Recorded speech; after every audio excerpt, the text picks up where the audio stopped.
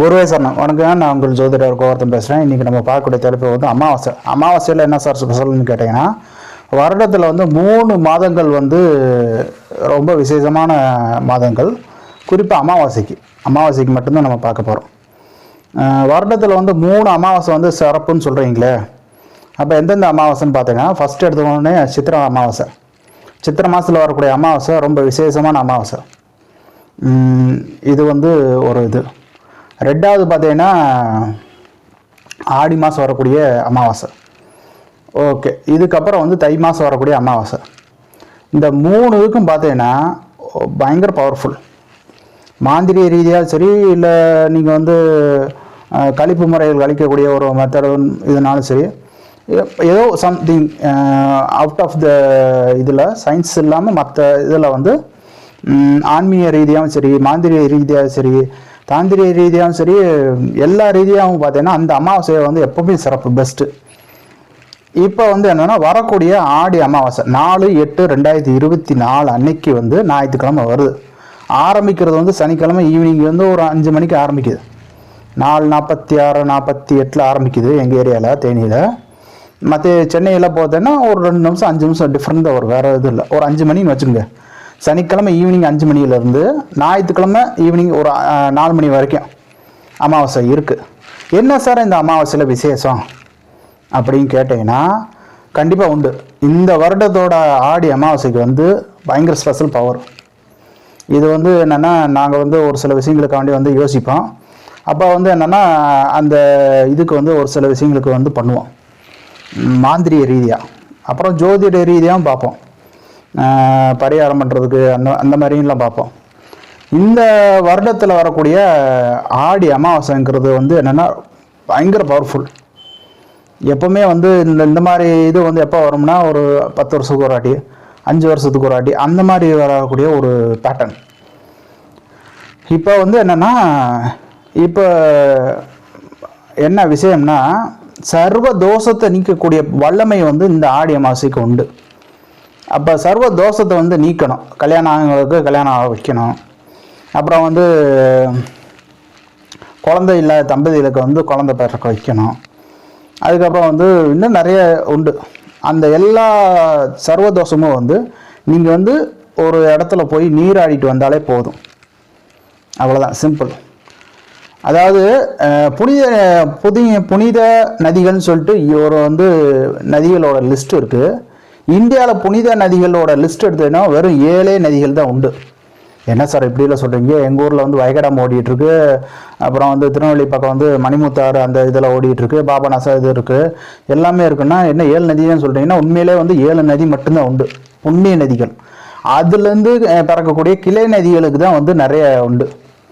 முல்லை பெரியாங்கிறது வந்து அது வந்து கேரளாவில் உற்பத்தி ஆகக்கூடிய ஒரு இது. அதுக்கப்புறம் தேனியில் வருது, தேனியிலேருந்து மதுரைக்கு போகுது, அப்புறம் மதுரை திண்டுக்கல் எல்லா இடத்துலையும் போகுது.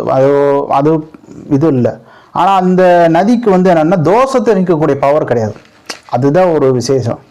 இப்போ பாபநாசம் போனீங்கன்னா, பாபநாசில் இருக்க அந்த ஆற்றுல வந்து நீங்கள் வந்து குளிச்சிங்கன்னா, அந்த பகுதியில் இருக்க கோயில் போடுறதுக்கு முன்னாடி நீர் ஆடணும். அப்போ அது இதாகும். அந்த ஏரியாவுக்கு வந்து அந்த கோயிலுக்கு போகக்கூடிய தோஷத்தை மட்டும்தான் அது கழிக்கும், சர்வ தோஷத்தை கழிக்காது. சர்வ வல்லமை இல்லை சர்வ தோஷம் இது எல்லாமே கொடுக்கறது வந்து அந்த 7 நதிகள். என்னென்ன நதிகள்னு பார்த்தீங்கன்னா, தமிழ்நாட்டில் வந்து காவேரி நதி, கர்நாடகாவும் சரி, இதுலேயும் சரி, தமிழ்நாட்டிலையும் சரி காவேரி. ஆந்திரா பக்கம் பார்த்தீங்கன்னா கிருஷ்ணா நதி. அதுக்கப்புறம் பார்த்தீங்கன்னா கங்கை, யமுனை, சரஸ்வதி, அந்த மாதிரி இதெல்லாம், பிரம்மபுத்திரா நதி. இது இந்த லிஸ்ட்டில் வந்து என்னென்னா ஒரே ஒரு நதி வந்து சிந்து நதி வரும். அது பஞ்சாப் மாநிலத்தில் வரும். இவங்களாம் வந்து என்னென்னா ஜீவ நதிகள். இதோட பேர்கள் வந்து என்னென்னா ஜீவ நதிகள். உங்களுக்கு வந்து எப்படி இருந்தாலும் வந்து வந்துடுது. அப்போ என்ன சார் இப்படியெல்லாம் வந்து சொல்கிறீங்களே, இதுன்னா உண்மையிலே வந்து என்னென்னா இந்த நதிகளுக்கு தான் வந்து என்னென்னா புண்ணியத்தை வந்து கொடுக்கக்கூடியதும் பாவத்தை போக்கக்கூடிய இது வந்து கொடுக்குது. நிறைய பேர் வந்து காசி ராமேஸ்வரத்தில் போய் குளிக்கிறதுக்கு முக்கியமான காரணமே வந்து சர்வ தோஷத்தையும் சர்வ இதையும் வந்து நீக்கிறதுக்கு தான் முக்கியமான இது. அப்போ வந்து நீங்கள் வந்து ராமேஸ்வரத்தில் போய் தர்ப்பணம் பண்ணுற அந்த ராமேஸ்வரம் போகணும். இந்த ஜென்மத்தில் செய்த பாவங்களை போக்குறதா இருந்தால் காசிக்கு போயிட்டு வரணும்னு சொல்லுவாங்க. காசியில் இருக்கவங்களுக்கே வந்து பாவம் பண்ணுறவங்க வந்து எங்கே போகணும்னா காவேரிக்கு வரணும்.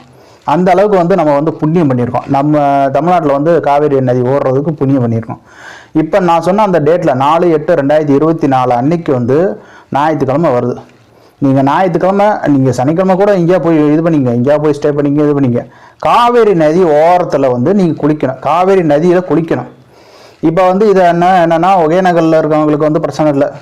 தருமபுரி, ஒசூரில் இருக்கவங்க சரி, தருமபுரியில் இருக்கவங்க வந்து என்னென்னா நேரம் ஒகேனக்கல் போயிடுவாங்க. அதுக்கப்புறம் வந்து என்னென்னா சேலத்தில் பார்த்தீங்கன்னா மேட்டூர் டேமில் போயிடுவாங்க. அது குளிக்கிறதுக்குன்னே ஒரு இடம் இருக்குது, பகுதி இருக்குது, திறந்துருக்காங்க. ஈரோடுக்காரவங்களுக்கும் ஒன்றும் பிரச்சனை இல்லை, குளிக்கிறதுக்குன்னு அது ஒரு சில பகுதிகள் உண்டு, அது அங்கே போயிடுவாங்க. அதுக்கப்புறம் பார்த்தீங்கன்னா கரூர், அவங்களுக்கும் ஒன்றும் பிரச்சனை இல்லை. மோகனூரில் ஒரு ஏரியாவில் வந்து இருக்குது.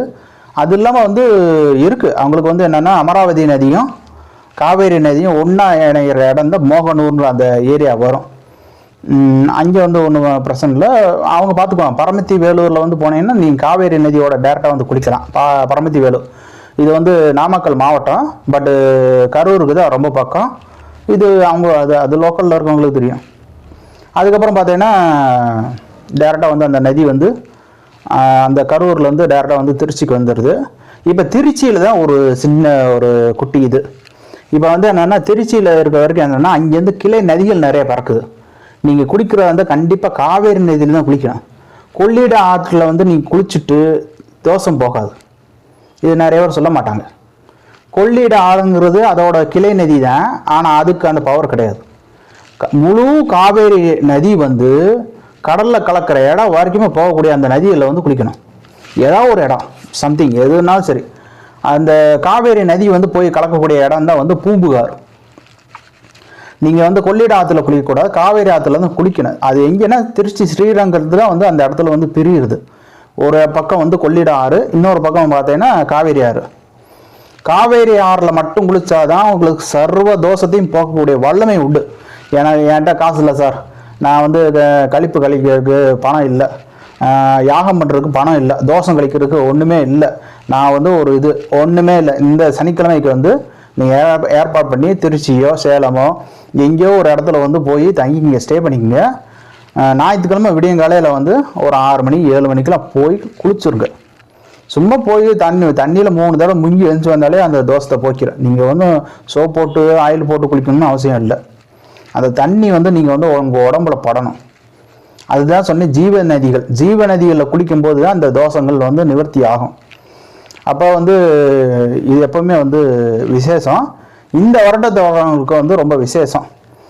இதனால் என்ன ஆகும்னா, திருமணம் ஆகாதவங்களை வந்து இந்த தண்ணீரை போய் குளிச்சுட்டு வந்தாங்கன்னா நிச்சயம் வந்து ஒரு வாய்ப்பு உண்டு. சார் தசாபுத்தி இல்லையே சார்னா ஒரு வாய்ப்பு உண்டு. அதுதான் அந்த ஜீவ நதிகளுக்குள்ள ஒரு பவர். ஓகே மக்களை, மீண்டும் ஒரு பதிவில் சந்திப்போம். மிக நன்றி, வணக்கம்.